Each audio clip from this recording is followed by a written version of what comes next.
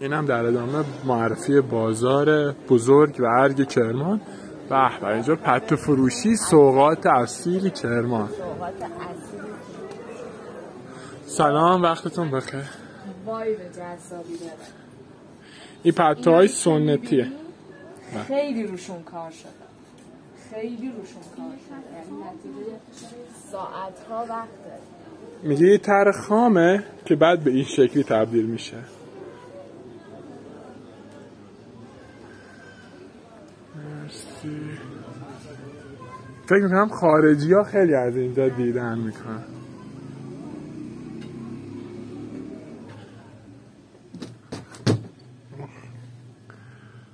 بعد این چیزا ما کرمونی حالا خیلی ها بهشون میگن چی؟ مفشو.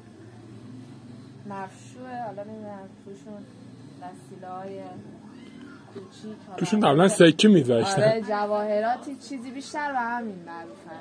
شاید هم تراش مختلف. اینم نخاشن. مرسی از شما، ممنونم. دست شما در نکنه، ممنونم.